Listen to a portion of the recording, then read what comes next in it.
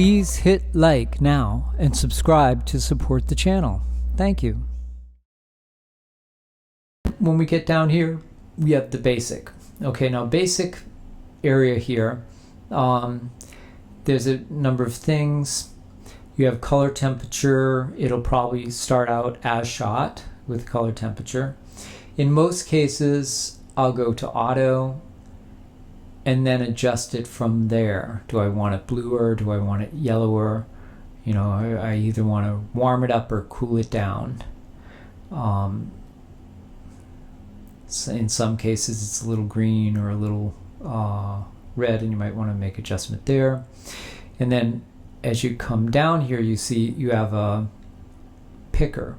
Usually what that's done for, if you're in a room, and actually let's get out of here, and I'm going to go to the library and pick a room. Okay, and then go back into our develop module and wait for it to come up.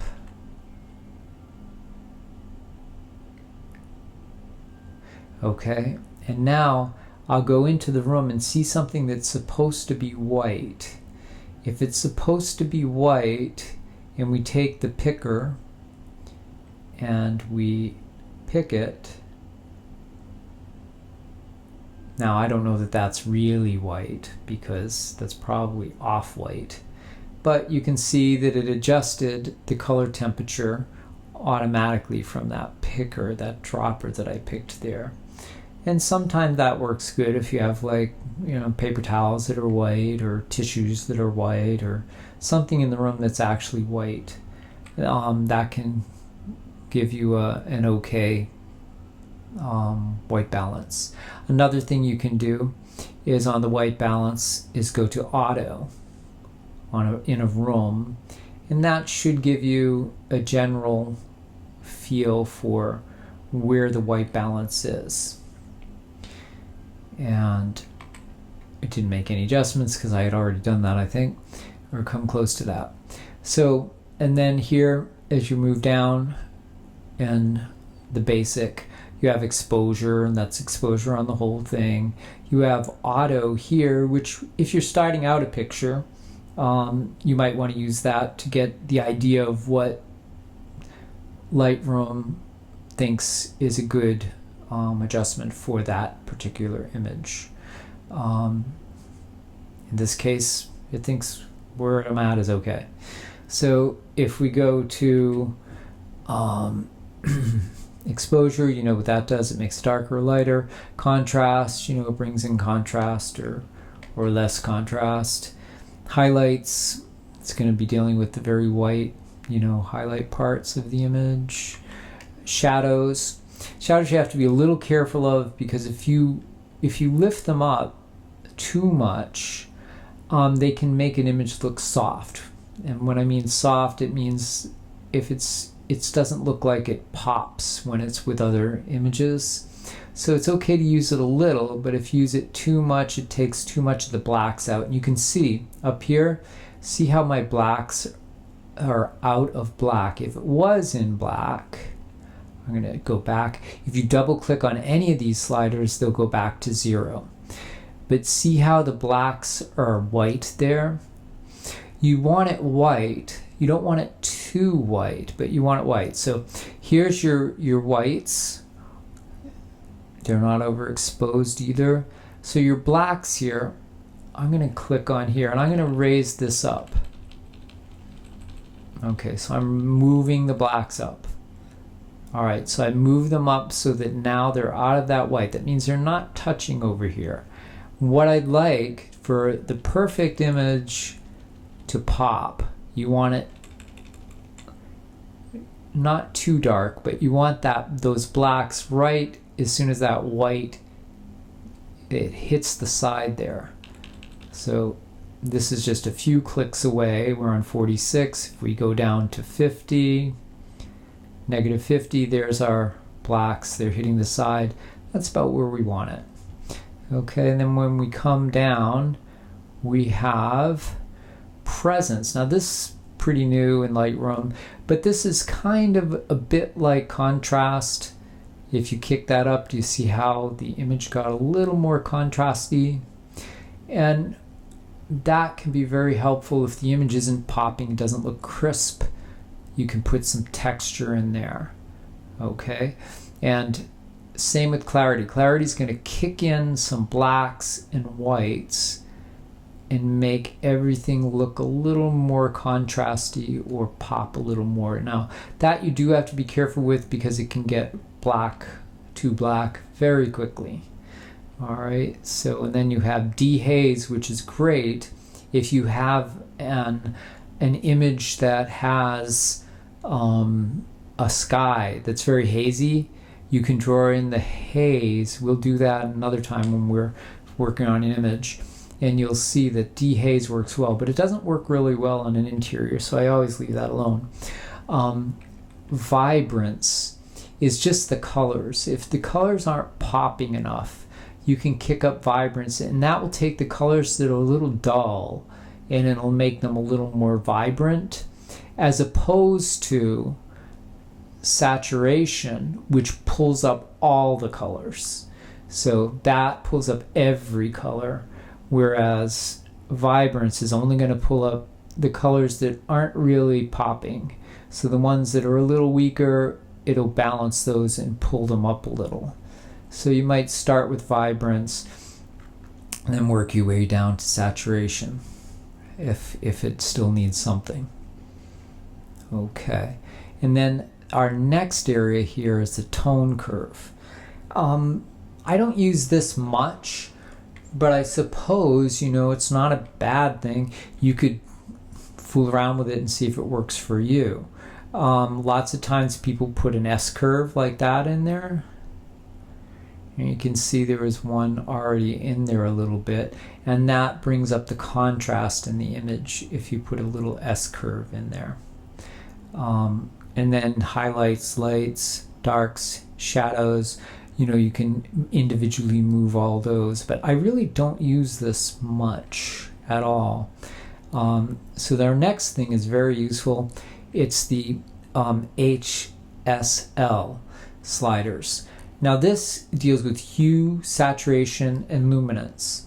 So let's say we have luminance, brightness, okay? So we're going to click on the luminance, and we want the reds to be brighter. If we pull that up, any reds in the image are going to be brighter. Let's say we want them darker.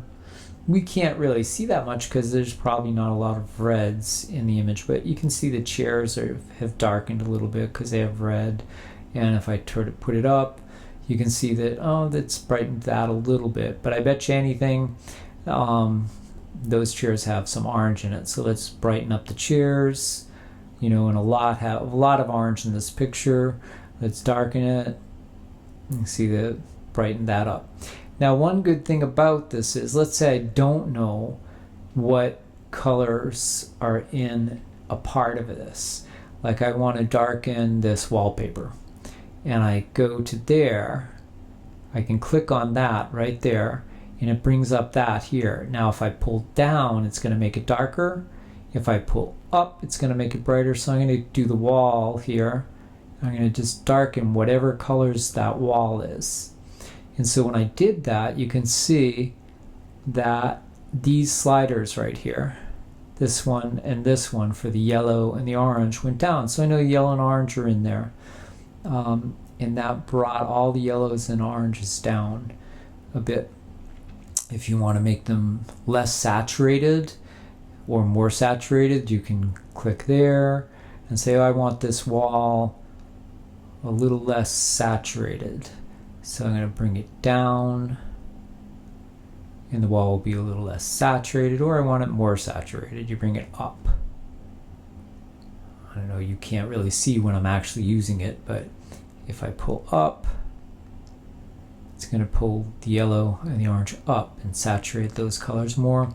If I want to change the hue, let's say I saw this and I don't think that that's accurate, those yellows. So I want to go there and change the hue.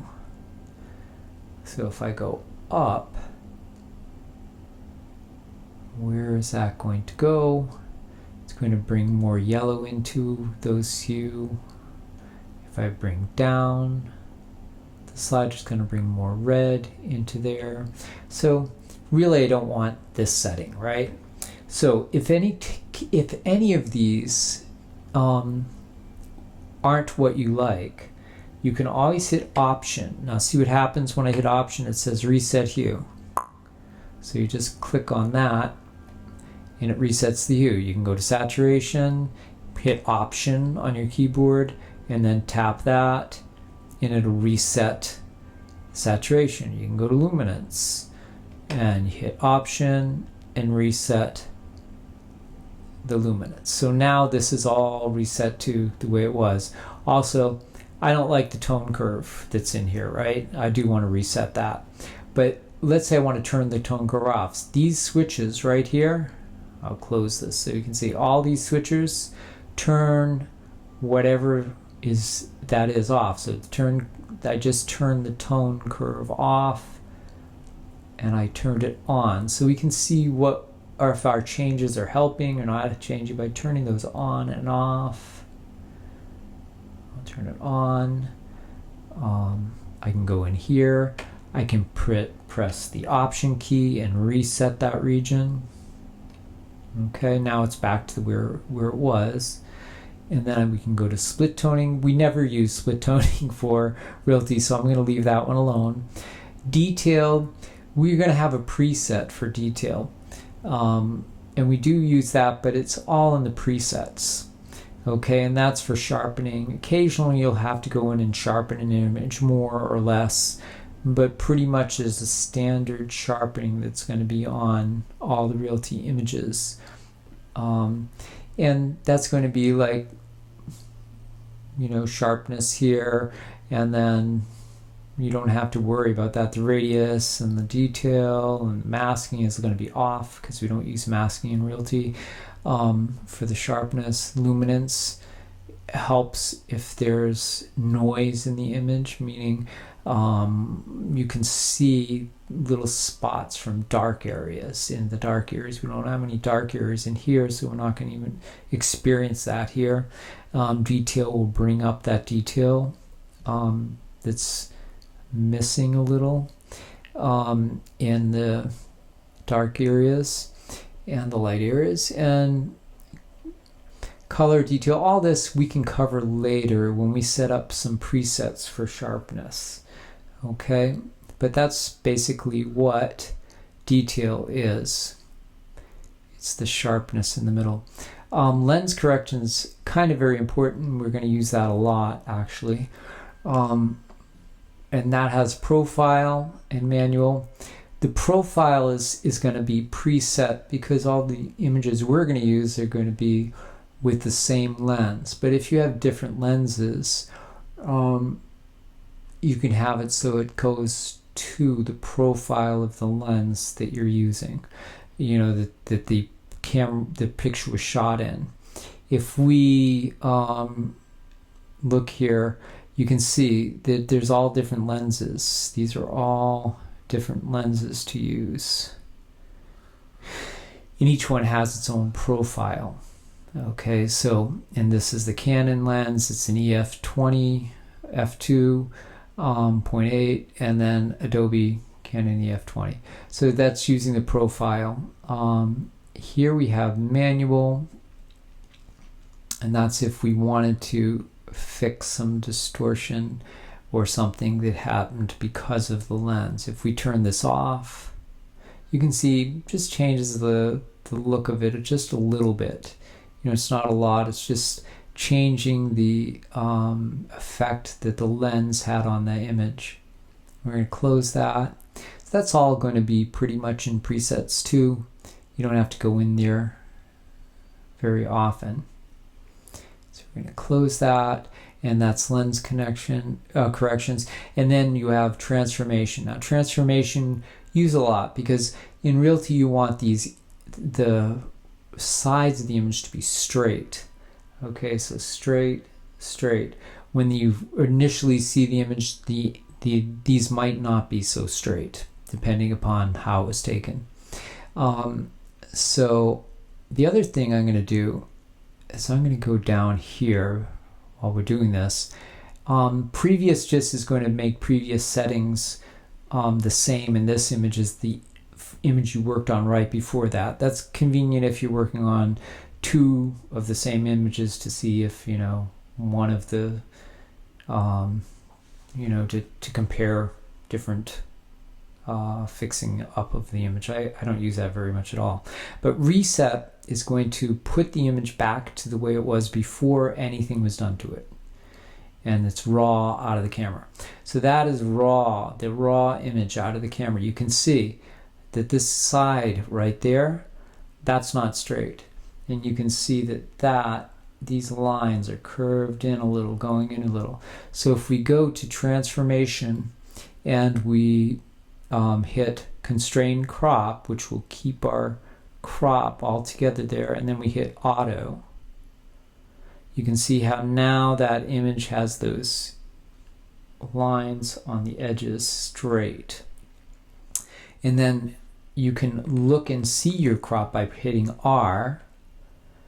Okay, R. And then you can go to scale and pull that over to the left a little so that you can see, is it, because sometimes what happens is when it does this, see how it doesn't show the whole image there? You will then afterwards, you just pull that out. Okay, and that's all the way out already there. And then hit R again and the crop will go back. So R, you can see the crop, R to go back. So it did straighten that out a little bit and pull the edges out. Sometimes it's not quite right, and if it isn't, then vertical will be the thing you adjust to make the edges go one direction or the other. And you can see how it pulls it out of the crop there, but because we have that constrained crop, when we let go of it, it's going to pull that back in again. I'm going to undo that, and I'll undo this, and undo it until we get back to the way it was, which was much nicer because it had all our fixes in it. Okay, and then we go down here, you have effects. Effects, we're not really going to be touching that at all, so I think you're okay with that. If we have to, that'll be some other time. Calibration, we're not going to be touching that at all either. Most likely it'll be set to version 5, the current version of calibration. So we're okay with that. And in some rare instances on exteriors, we might be touching this blue saturation here. But other than that, that's all this area there. So we're basically, we've gone through the development mode. Now our next thing is to actually work on some images. So I'll see you in the next video. Be well.